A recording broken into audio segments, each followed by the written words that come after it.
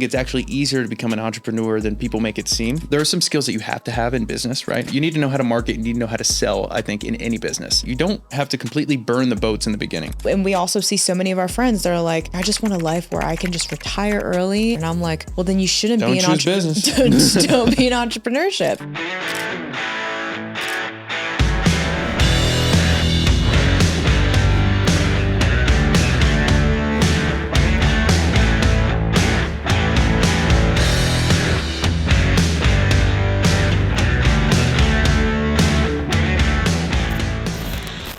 I think there's a good number of viewers that either are business owners or looking to become one.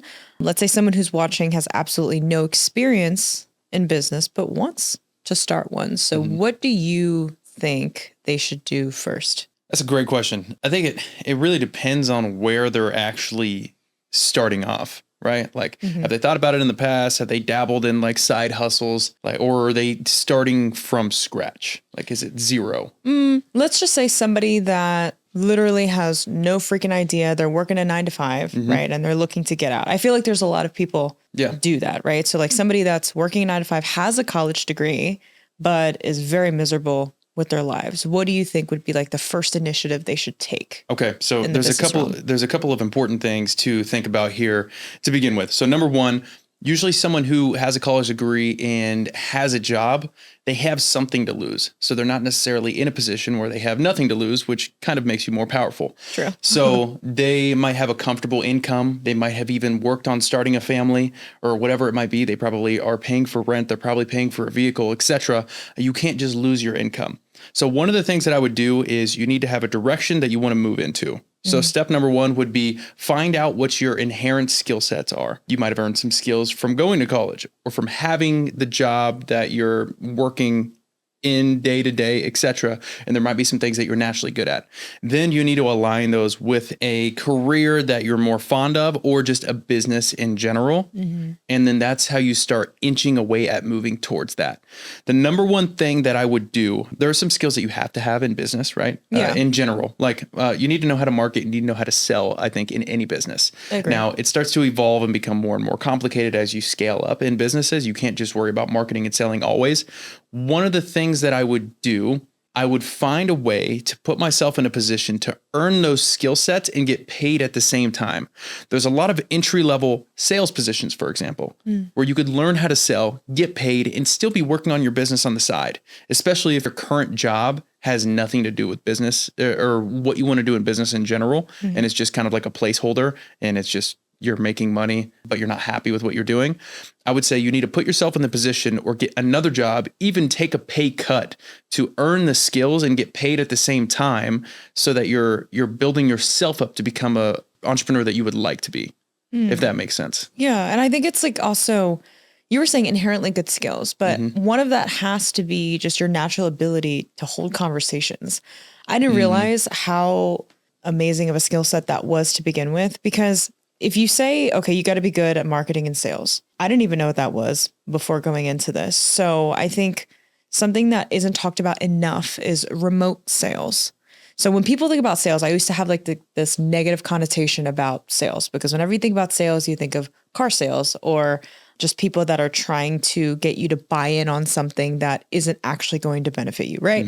That was my idea of what sales was, right? But then remote sales is something that not everybody knows about unless you're in the agency space or know marketing, right? So remote sales is honestly such a game changer because you're in the comfort of your own home. And two, you can have like an entry level position and there's something called setters and closers. So again, not sure what type of audience is watching this, but if you don't know too much about remote sales or high ticket sales, you could literally get on an offer. So most agencies or just online businesses, you'll see a lot of people that either teach people how to, I don't know, it could be so many different things like starting real estate, Airbnb arbitrage, marketing companies, agencies, SEO companies. And your whole job is to take the leads that they're generating, hopefully through marketing, and calling them. You just have to have the ability to not persuade somebody, but basically just hold a conversation on the phone and you set appointments. So there's kind of like a chain of commands, right? So there's the setters. or an outbound team that will set appointments, you triage them, you qualify them to make sure that they're actually interested buyers. Then you get them scheduled on a closer's calendar. Closers, you obviously make a little bit more commission because you're front facing with the prospect. And that in turn, I think is just such a different area of sales that isn't talked about enough, right? Because like you also started off as a setter and then a closer, and then you were like basically doing both all for one company. Yeah. Right. Yeah. Or something like that. Yeah. So that's actually interesting because, and that's kind of like the point that I was trying to make as well, is like, you don't always have to just spend a bunch of money to get started. A lot of people think they're like, I don't have the money or I don't have the time, which are just excuses. You can figure out how to get X, Y, and Z done if you truly prioritize it, in my opinion. I had someone message me the other day and they were like, I started a business. I invested all this money. If I had more money to invest, or let's say like if my parents had money, I would have more to lose, et cetera. It'd be easier to go for it. And I'm like, well, you don't necessarily need a bunch of money to start. I started by spending a bunch of money, but if I could go back and start over, I wouldn't have done it that way. So I probably spent like $40,000, money I didn't have, credit cards, personal loans, et cetera. And then I was like, okay, I am not going to go back and work at a hospital, but I still need to learn how to do this. Like I want to be an entrepreneur. I want to start something that is my own. And I decided to get a job instead. So I did all of this online research of like, setters, closers, online businesses, et cetera. And that was kind of the space I was moving into anyway. And I got a job as an appointment setter. And I was like, I can earn the skills, right? I can get better at sales, which is going to be huge in running my own business. Right. And I can get paid at the same time. So now I'm making money to become a better entrepreneur while I'm going throughout this process. So that's exactly what I did is I worked my way up the totem pole. I blocked off. I was like, okay, for the next 6 months, I'm just going to learn and earn at the same time. Yeah. And as I continued to get better, I made more money because the better you are at sales, the more commission you get. So I was able to have more money to invest and put back into my own growth or the business itself until I really made that decision to transition. But that is how I started. I decided to get those skills by working for somebody else's company. Yeah. And I think maybe that's the common misconception because whenever we talk to just newer entrepreneurs, they're like, well, I need my logo. My website's not done yet. And like, you know what I'm saying? Like, they're like, oh, there's like so many different things that I need in alignment before I even do anything. And I'm like, okay, so what if we spent 2 months on your logo and your website? That's not really teaching you anything. Yeah. So I'm very grateful that you obviously introduced me into this whole remote sales thing. And I was like, I think it was like what, like a 1,500 base, and then you get percentage commission. So you could easily, as an appointment setter, even like just elementary position, right? Like, again, you don't need any skills. Like, I think my resume was just changed or altered a bit. So it made it look like I had sales experience, but you got to win them on the interview. So like, if you have the natural ability to talk to somebody on Zoom, right, or in person, when you can hold a good conversation, they will automatically just like you and be like, okay, well, this person would be great on phones. Yes. Right. Yeah. So naturally, I got the job and then I did really well, but I think people focus on the wrong things. Yeah. And that's why I wanted to start this podcast with that question, because there's so many people that worry about the wrong things when they're trying to start a business. And we talk to these business guys all the time. Yeah. They're like, well, I need this setup first and this setup. And I'm like, but is that making you money? Yeah. Well, then, that's a great conversation to have, because I think it's almost just a distraction, and it's never true as well. Yeah. I talk to a lot of people that I've spoken to or I've jumped on calls with. I used to jump on a lot of calls with people who just needed help or needed some type of guidance. Yeah. So I'd jump on, give them guidance, wouldn't charge them anything. They would, offer to give me money, but I'm just like, no, like I'll help as much as I can in a period of 30 minutes. And then I'll talk to them like 2 months later and they're like, nope, still getting the website up or I'm still getting the logo formatted. And I'm like, there's no way for the last 2 months you spent every waking moment just like really working on that design or really working on the logo. Like, you're just not thinking about it and it's not a priority. Yeah. That is why you haven't spent the time on finishing that stuff. Even though it's not important at all in the beginning anyway. Let's just take into perspective. Let's say we did have to finish those things. You didn't spend 60 days like just, like in Spider-Man when he's trying to draw the outfit and he's ripping the page out. He's like, no, I don't like that one. It's like, that's not what you're doing with the logos. You're just not thinking about it. You're not prioritizing it. And but that worked out for Peter Parker. Yeah. But I think that's the big thing, is that it's not a priority. And the more you prioritize it, the more you're going to work on it. And I think it's directly correlated to the amount of self-belief. Like if I told you that I was able to be 100% certain that if you did X, Y, and Z, you would get this result, you'd be much more willing to actually put in the work to achieve whatever that is. Yeah. But because you don't believe in yourself, or a part of you just doesn't have that conviction, you don't prioritize it, but you like to work on it, and you might like to earn the label of being an entrepreneur because it's cool. It's flashy. Yeah, but you're not really, you have a lack of conviction, so you're not actually doing everything it takes to be an entrepreneur. Yeah, but I think that also is a topic that I'd like to discuss, about not having to know everything when you get started. Because when we first started, I would consider myself type A, where I need to know things ahead of time. I schedule things way in advance. Like I need to know exactly what time something's going to end, when it's going to start, what time we have to leave. But I tried to do that in the very beginning of our entrepreneurial journey, and it did not help, because that's the thing, is that you're not promised anything. Yes, you can strategize, but I personally don't think that you need to know everything when you get into business, because all of the adversities that you face actually teaches you a whole lot about yourself and just what you need to do in business, right? So yeah, you can read a ton of books. And I did that. I did everything that I could to read and expand just my knowledge and education in the space and understand like what I'm actually supposed to do. So I had some sort of blueprint to follow, but we didn't know everything. And we had to go through 2 full years of running a business to learn what we know now. And like, despite those challenges, like we were able to grow our business to where it is today, I think because we took the risks, and we had networks of people that we would ask tons of advice from, right? Like we have friends that are far ahead of us. We have friends that have been in the business game We way didn't longer. in the beginning, though. The only reason we have those connections is because we initially took the risk. Yeah. Yeah. So it's like we had nobody. We didn't have mentors, right? We just worked for failing businesses.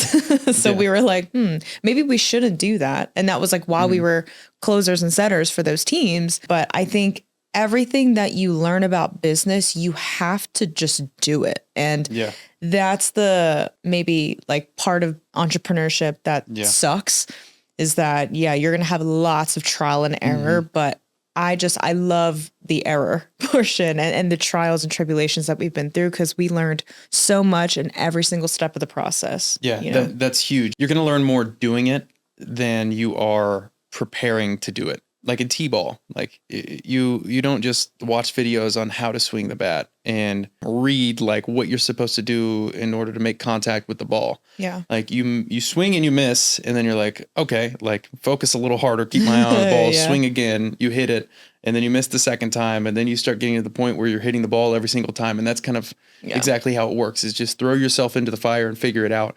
I think one of the common misconceptions too when starting is that you don't have to completely burn the boats in the beginning.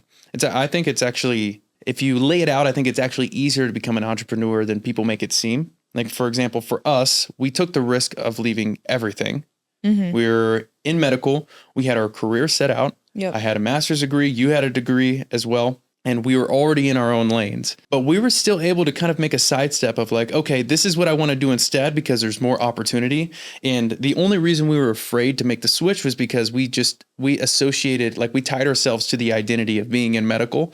And we were like, oh, I don't want to I don't want to lose my master's degree or never use it again or whatever it might be.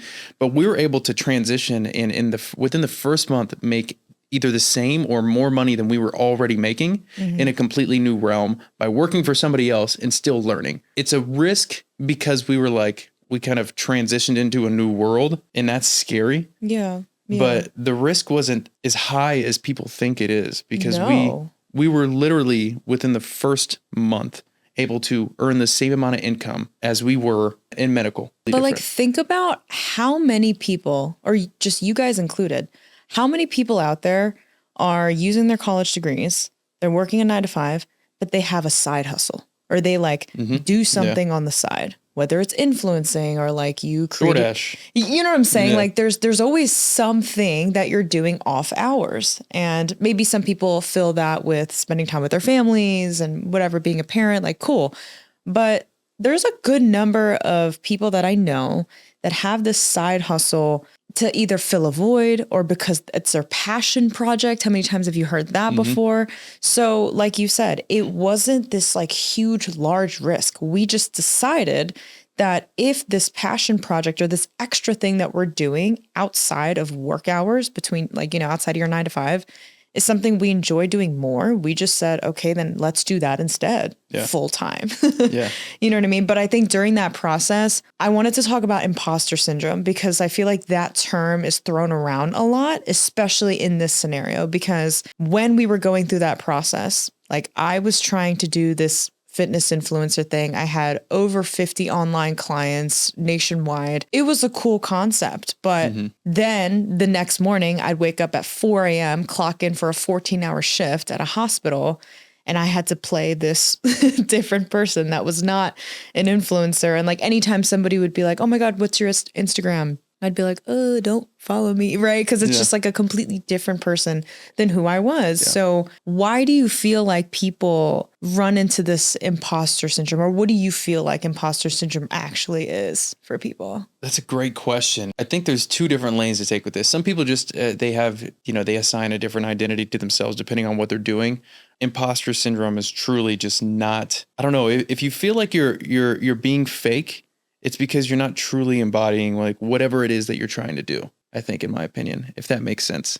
An example of that would be like, if I haven't truly like invested time, energy, and effort in becoming like this thing, and I'm not all in on it, like I'm not proud of how well I've been able to do in that thing, I'm going to feel like an imposter by putting that out into the world. Yeah. Agreed.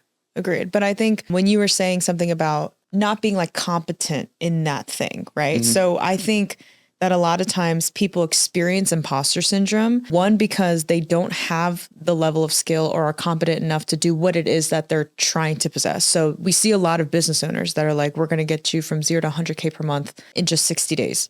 Did that person that's selling that offer do that? Right? And a lot of times they didn't. No, they never do. So I've seen that way too many times. That's just a small example, right? So in business, when you have companies like that, they give you this guarantee because they want you to come in, they want you to buy their stuff, whatever. But we preach everything that we've done for Active Solutions to our clients. Yeah. And I think that's what makes us just stronger business owners, because we're like, hey, to our clients, I talk to them daily. I'm like, hey, I'm going to give you best practices on what worked for us, because I would be doing you a disservice if I tried to tell you something just based off of opinion or feelings, right? So when you and I were going through that whole process between like, you know, doing what our passion project was versus the medical field, like the reason I felt imposter syndrome was because I knew that I really wanted to do this one thing and it wasn't medical. The medical thing was just for, I don't know, maybe status, to impress my family, to impress my friends. Make money. Yeah, like that definitely had something to do with it. I also knew or didn't have like confidence that if I were to turn to the influencer thing, that it would replace what I was doing with the medical stuff. Does that make sense? Yeah. So like I didn't have enough confidence to actually 100% move to this like influencer aspect, because I wasn't 100% sure that it was going to be as great or the outcome would be as, I don't know, like replace what I was currently doing. So let me ask you a question. I've heard you say a few times that whenever we started the business, even in the very beginning, whenever you were kind of like the appointment setter, right? Yeah. And you were making all the phone calls, like when we first brought you into Active Solutions, you felt like an imposter when you were putting out content. Oh my gosh, I hated it. So why did you feel like an imposter? Yeah, that's a good question. I'll tell you straight up, the reason that I felt this whole imposter syndrome when I switched over was because I used to be somebody, actually, I used to be a lot of different somebodies. Let's just, you know. Both of us did. Yeah, for sure. So like I was so used to changing who Angela was since I was 20, I think, right? Like there was just so many different instances of who Angela was. When I got into the business realm, it felt so real. And I don't really know how to describe it, but I think every other version of Angela 2.0, 3.0, 4.0, it wasn't real for me. I think I was trying to fill a void and be somebody that I wasn't, because I was forcing myself to find purpose out of something that was never going to give me purpose. So when I stepped into the business realm of things, I realized how naturally I was good at it and saw the return, right? Like we were making a ton of money and I was like, wow, like this is real. And then I was scared of what other people were going to think of my new type of content. I lost like over probably like 8,000 to 9,000 followers since I started posting business content. And Hermosi is huge on this. And he was like, well, what type of audience are you trying to attract with your content? Is it just for entertainment or is it for education? And when you niche down your content to like the type of audience that you want, guess what? You're going to lose a lot of people that are never going to buy from you or just are never going to be listening or engaging with your content. So it's okay to lose that. And maybe that was something that was holding me back from wanting to put more business content out there because I had so many followers from my old stuff. You know what I mean? So there's always a gain and a loss from just taking chances and just doing something different. And I think we can apply that really to our own lives because we gained a lot of skill sets doing this and gained financially too, but we lost a lot of friends. But that's also a gain because the real ones stuck around. You know what I'm saying? Another question is, why do you think that you feel more aligned with this version of Angela than the previous ones? It's like a loaded question. I'm just curious. To be honest, I think you had a lot to do with that because I feel like you make me feel really empowered in the role that I'm in.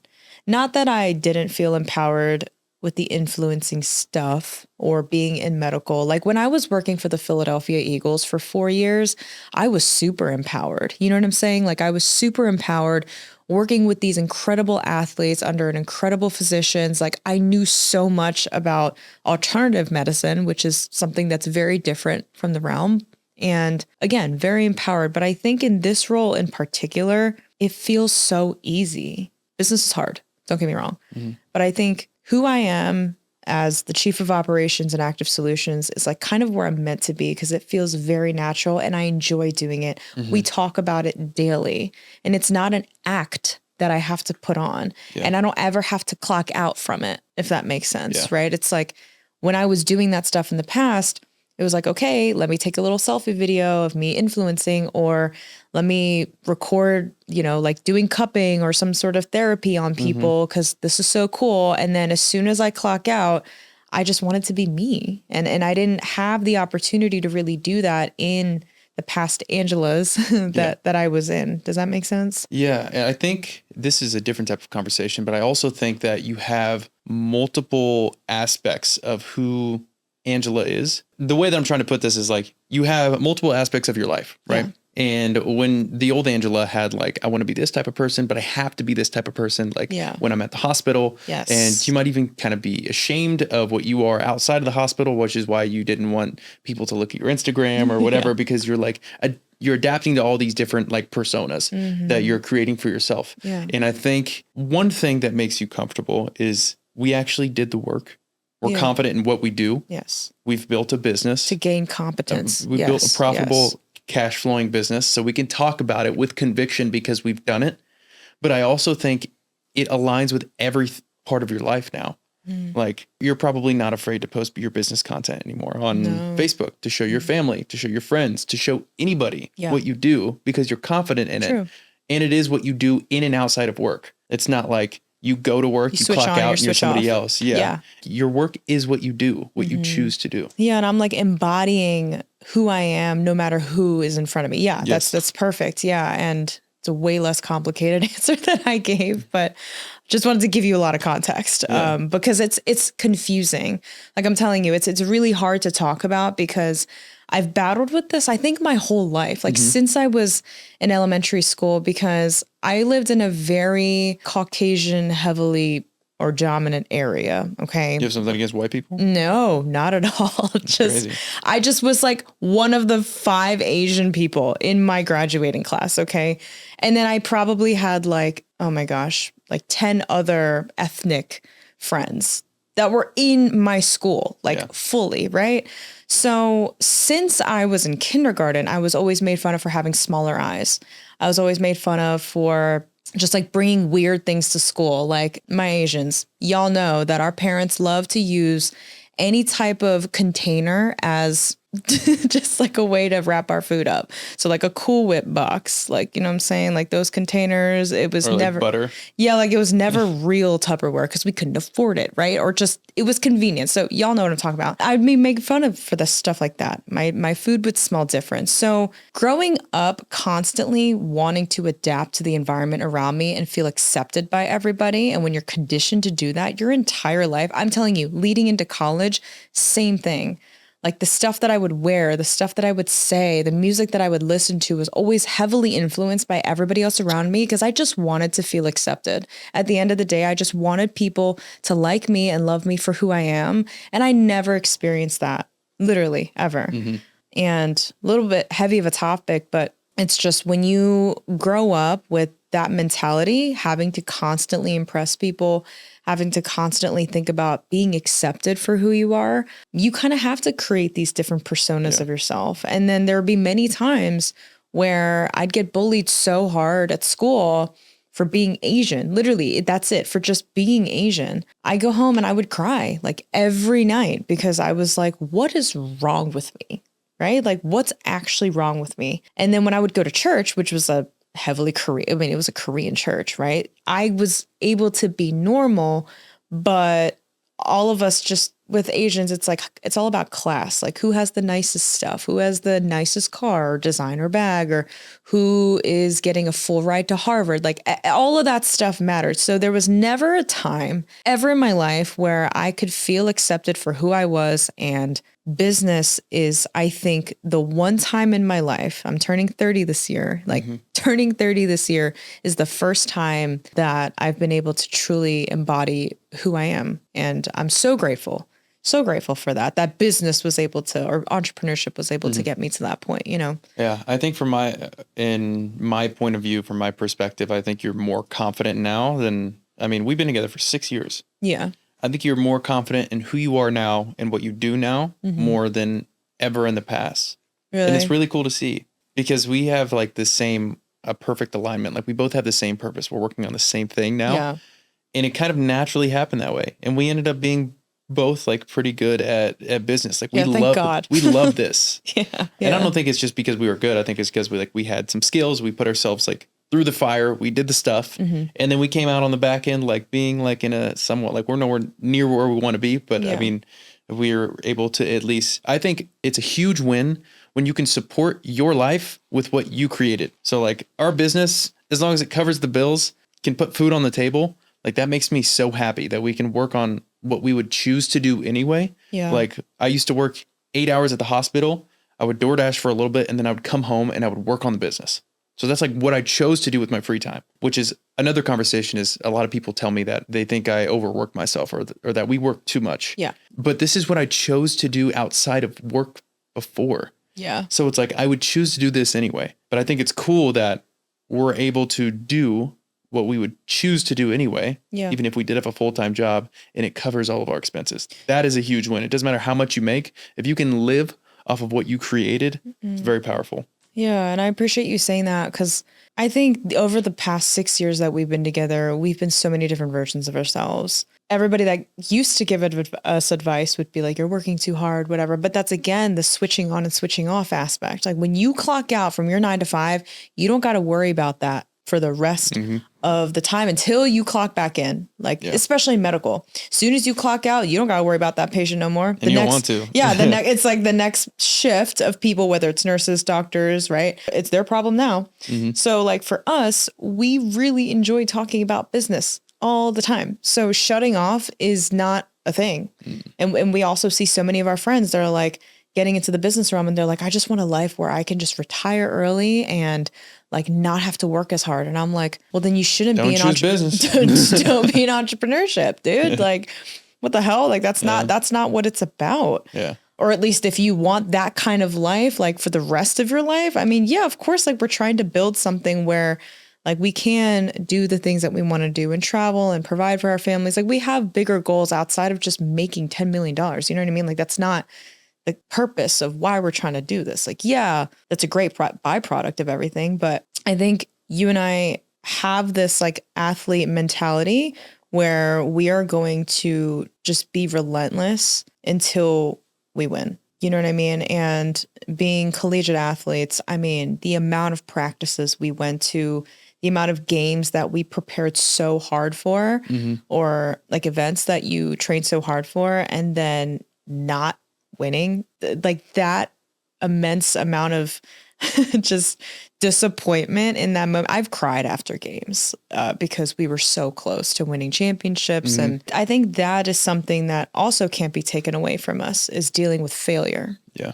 Like whenever you would train so hard, I mean, the Olympics just happened. So like when all these athletes train so hard for some people, like for 30 seconds or 20 seconds of one race or something like that. Like how did you deal with failure? I think track is super intense because, at least for me, I was on a volleyball team. So there was 6 people that could mess up.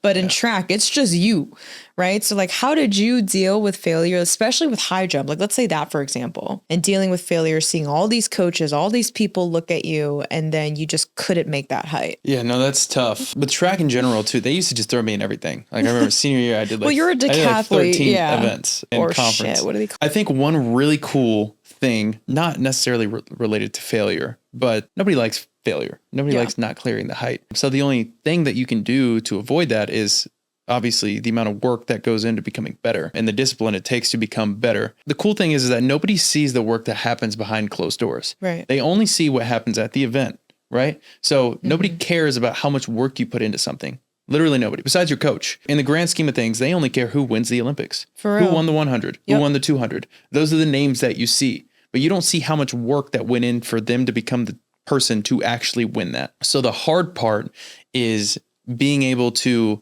become obsessed and focused and put in the work and be disciplined so that you're not missing out on the work that you're putting in, because it adds up over time. Yeah. If you have a year where you're, putting in X amount of hours or whatever it might be, but you're also like taking all of the weekends off and, you're not taking care of yourself and you're not doing the things that you should do, those little fragments of your week add up over time and it leads to you getting left behind.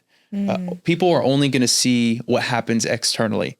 And I don't say this because money's the most important, but like the revenue of your business, the profits of your business, those are all milestones that show a trajectory of like how well you're doing in business. Yeah. Like your lifestyle. Exactly. What you're driving. Exactly. Well, yeah. So, but that's the stuff that people see, right? Or even naturally you have like stuff like this, like we're able to do a podcast, we're able to, get invited to speak on stages, etc. Like all of that stuff externally shows that, oh, they must be doing something right. Right. But behind closed doors, it's a lot of work that nobody sees. Like it's a lot of like waking up early. It's a lot of staying up late. It's a lot of doing all of the little things, running numbers every single week. Yeah. Like pillow talks. The just constant focus and discipline and work that goes into one single moment where you get to shine, which is like your Olympic finals 100-meter dash.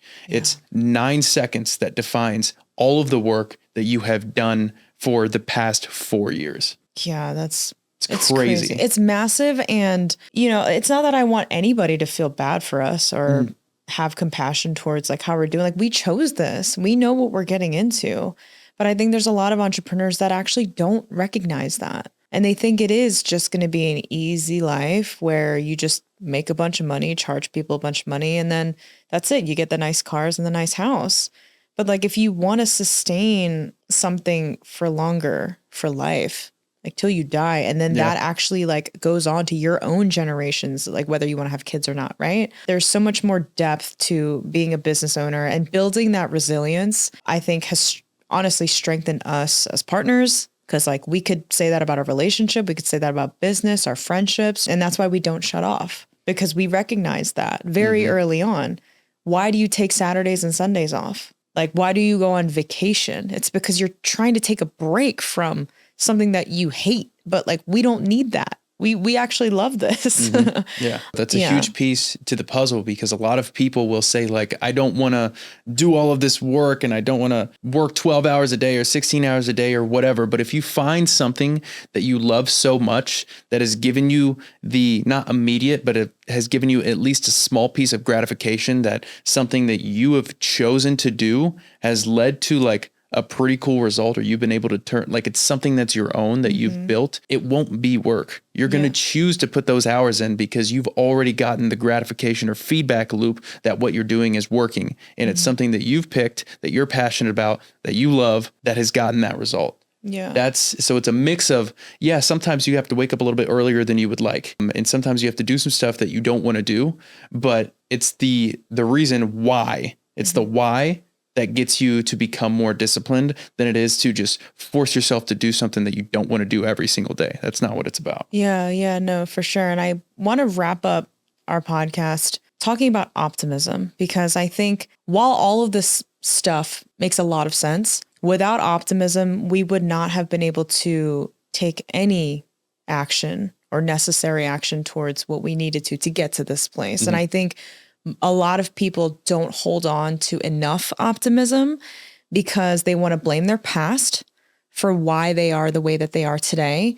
They want to blame their current situation and how they feel in that moment, instead of recognizing, holy shit, I actually really hate where I'm at in life and I'm going to do something about it. And then they give up way too easily. So it's like, if you try to be optimistic for one day and then something shit happens, you're like, oh, well, didn't work anyway. Right. So just hanging on to that little bit of optimism. And I think it's Ed Milet that came up with this. It's just one more day. And it's this whole, or just one more, or something like that. Right. And it's basically just saying like, just one more day of doing this, and stop thinking about the end goal and focusing on that, because guess what? It takes a lot of work and rebuilding to get to that place.